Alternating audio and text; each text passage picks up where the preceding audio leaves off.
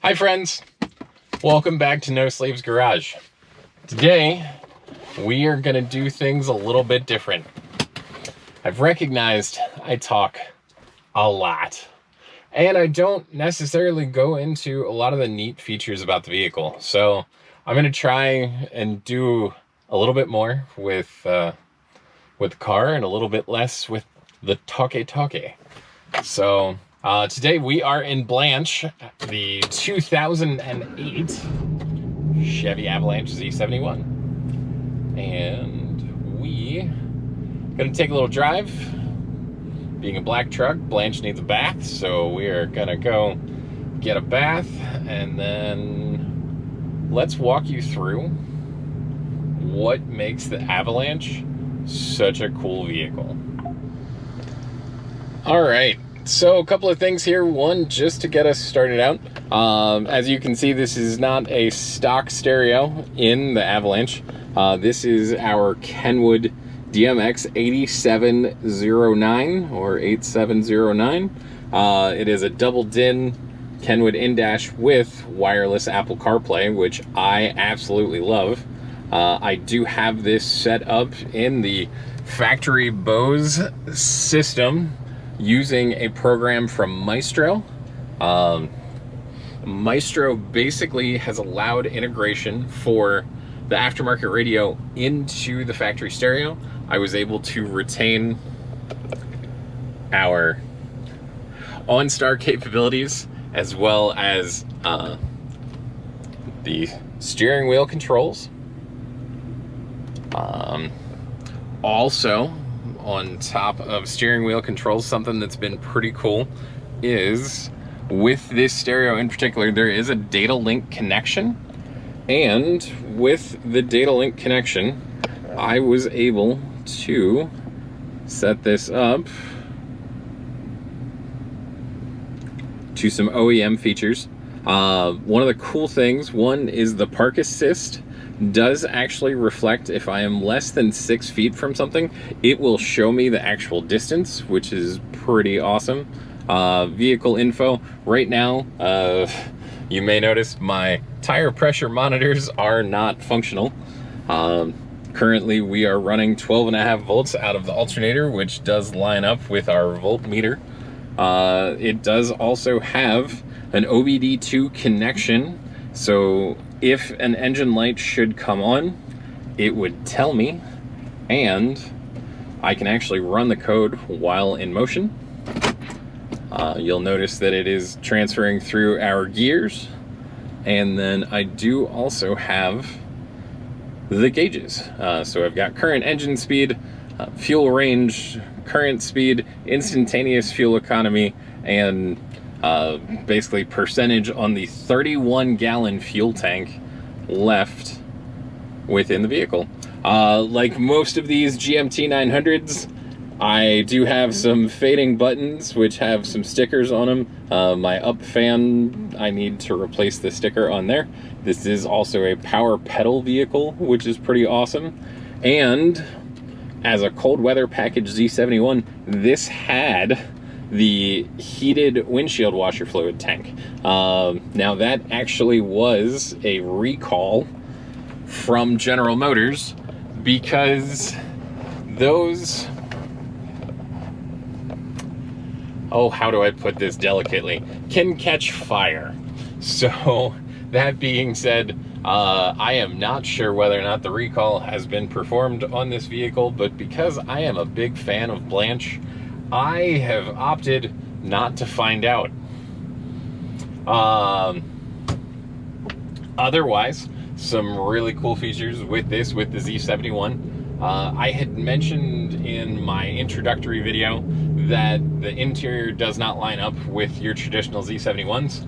I have done a little bit more digging and found that not all Z71s had the black and silver seat leather or door cards, so because of which this would align with what originally came in it. This is just, the seats have been recovered at one point. We do have the Z71 gauges. We do have the skid plates for the transfer case, the front differential, and I believe the oil pan too. I'd have to get back under it to tell you for sure. We do also have the VIN engine code of a 3, which means that that is the LC9 5.3, if I'm not mistaken, which was rated somewhere between 315 and 320 horsepower, so a little bit more powerful than like a stock LS. The Z71 package was available on the LT2 or LT3 trims, so this is not a factory sunroof vehicle. It does have an aftermarket sunroof in it. It's an aftermarket powered sunroof, which honestly looks pretty good, other than the fact that it doesn't work and it leaks a little bit sometimes in the car wash. Seems to be doing okay. With that, it is displacement on demand, which means it will shut off 4 of the 8 cylinders at given points when it feels that it doesn't need all of the power. With that, though, I will say I have found some engine consumption issues, or engine oil consumption, about 2.5 to 3 quarts over 5,000 miles. So a couple of concerns there. I have done some digging. It is super common in these LS motors to not have proper drainage out of the valve cover, so next time I can take a look at some things. I may replace the PCV. I'm also thinking about doing a slightly taller valve cover with better drip back, if you will, to allow some of that engine oil to come back, because right now it essentially is just a channel that goes right to the PCV and then just out. But we've got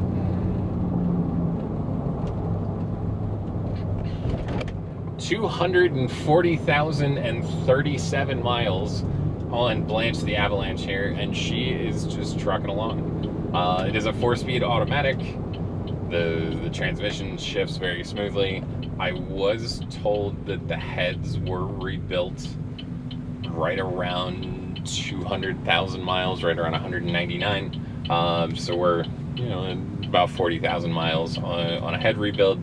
The displacement on demand is still operational, which I can't say I'm necessarily seeing a whole bunch of impact with. Average fuel economy on this last tank here is 16.6 miles per gallon, and that is a majority of highway driving. So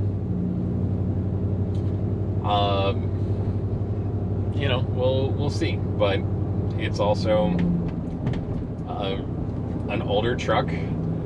It does have a few little quirks and things along those lines. There is a little bit of paint damage. There is a minimal amount of rust, amazingly enough, not in the rockers. It's in the areas that just tend to trap moisture and crap over time. So in the bottom of the door sills, in the rear quarters, basically in the rockers, and then on the left side, the exhaust was not mounted properly when the dual exhaust went in, and it is very clear that the left side pipe was just bouncing up and down, and it actually bounced into the rear quarter, basically the lower rocker area. So it's curved out just a little bit and definitely has a little bit of corrosion, but nothing that's rusting through, nothing that is glaring compared to what we've kind of become so accustomed to when you look at a Midwestern Chevy Avalanche of this era. All in all, the body's really, really clean. So, just a little bit of a history lesson, in the event you were interested. The Chevy Avalanche was released in 2001 as a 2002 model. The Avalanche is built on the Chevy Suburban chassis, and it kind of uses a mixture between Silverado parts and Tahoe Suburban parts. Basically, what you have is a standard Suburban, but the area behind the second row has all been transitioned into a bed. You have a 3-piece hard tonneau cover. Right behind the second row seat is what they call the Midgate, which basically is a transition between the bed and the cab, which can fold down to take your 5-foot 3-inch bed and convert it to an 8-foot 1-inch bed. Something that's really, really awesome about that as well is the rear window is removable. So that storage can be something as tall as the height of the inside of the cab, or it could be stored completely sealed up to 8 feet long in the rain, as if you were trying to transport, say, sheetrock or plywood or something along those lines, something that's in a 4x8 type of fashion. You can fit a 4x8 piece of plywood with the tailgate completely closed, with the tonneau cover locked in place, and the window still in place, so that everything stays dry and you still have space in this one for 2. But they did also make the Avalanche in a 3-seater or a bench seat configuration.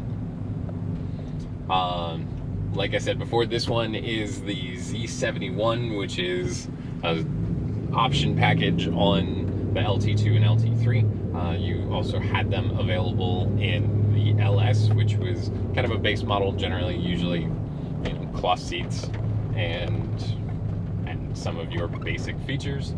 And there also, in 2008, was the LTZ, which really was an LT3, but had just about every option. So the LTZ was equipped really with everything possible that you can get with the LTZs in this generation. Would have been the 20-inch 5-spoke wheels.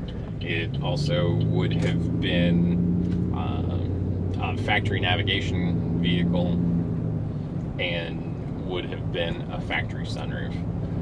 Later versions did also introduce an expansion on the LTZ, which was called the Black Diamond. The Black Diamond was really kind of the final iteration, but it was an Escalade with Chevy badges, essentially. It was very well optioned, and one of the big things that I really liked about the Black Diamonds, you'll see as we do a review of the outside, is all of the kind of textured plastic trim that we have on the Avalanche was body colored, which was only available on Black Diamonds, LTZs, or the Cadillac Escalade EXT, which was probably the best way to go,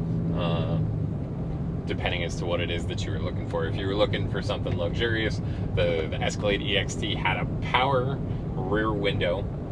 They also were available with the slightly more plush Cadillac leather seats, and certain generations were available heated and cooled seats also, with the possibility of heated rear seats. But enough about me talking about it. Let's take a walk around on Blanche, and let's take a look at that Midgate. Alrighty, so now it's time for us to do a little bit of a walk around on the outside here. I guess we'll start with some of the great features. Memory seating, exit seating, heated seats, power folding mirrors. Based upon the age, I will say right now only the driver's side mirror folds. The passenger side has kind of given up but I will say I don't use that feature very often. Being a Z71, a couple of things that we do get. You do get the unique specific Z71 badge. You also get the silver colored door handles, the fender flares. There was a special Z71 wheel. Now these are the wheels off of a 2020 Chevy Silverado Z71. And then one of the big features was the two-tone body color and silver front bumper.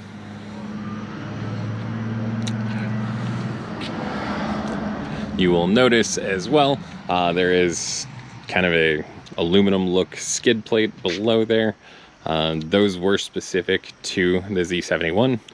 The Z71 did have a slightly different style of tubular running board as well compared to the other models. And some of your great Avalanche features. Lockable storage. So on each side here, we call them the saddlebags. So on each side you do have saddlebags, which can be locked. They do also have drain plugs in them, so you can add, say, ice or something along those lines. The sail panels here can be removed if there's something that is overly tall that you do need to have a little bit more space on. The tailgate does lock with your powered door locks, which is a definitely nice feature. As I had mentioned before, there's a 3-panel hard tonneau cover. Those do remove in 3 separate sections.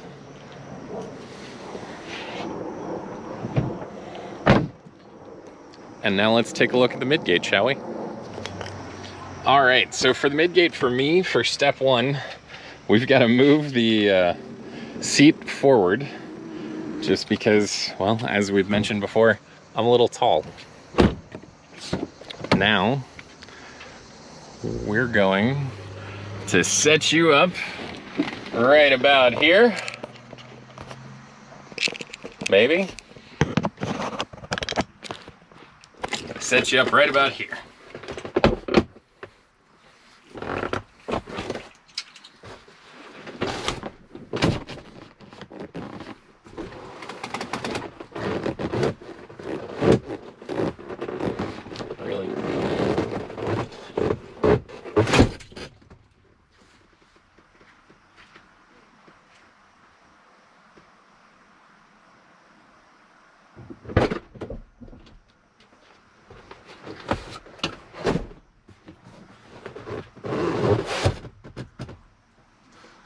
All right, so the cool thing about the midgate is you'll notice our back window is in place. We can fold this down, and we have now created a full bed all the way up into the cabin. However, if you find that you need more space here on the height, we could remove the 3 panels for the rear tonneau cover, and we can also pull out the back window, which conveniently gets stored right here. So just to show you how that works, I'm going to pull out the back window and I'm going to show you how to store it.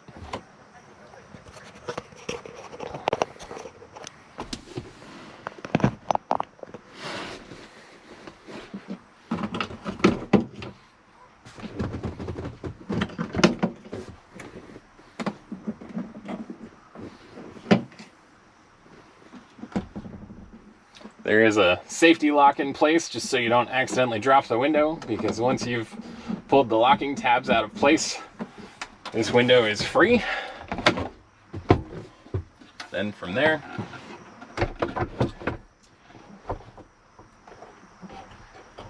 your window will just drop into place.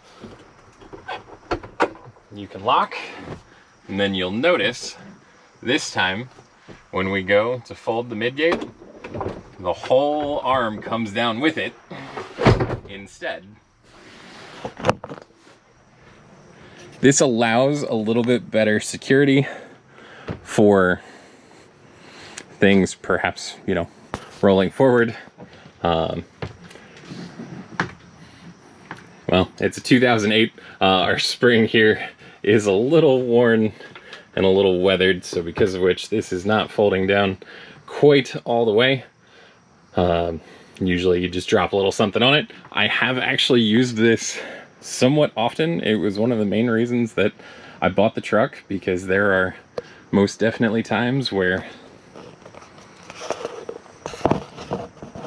I like to have the ability to carry 4 people, 4 adults comfortably, but I do also need a larger bed for a little bit of anything and everything. Before this, I had a Honda Ridgeline, and honestly, I really enjoyed my Ridgeline, but I did run into some constraints when it came down to hauling stuff in the bed. Otherwise, that's really all that I've got to cover with you today. Hopefully you enjoyed exploring the Avalanche with me.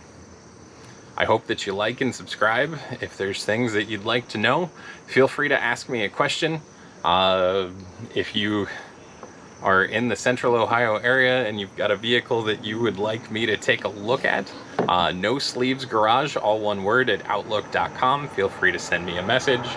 But I'm gonna keep doing what I can to try and get you some more content, and hopefully you've been entertained. Thanks so much for your time. I'll see you soon.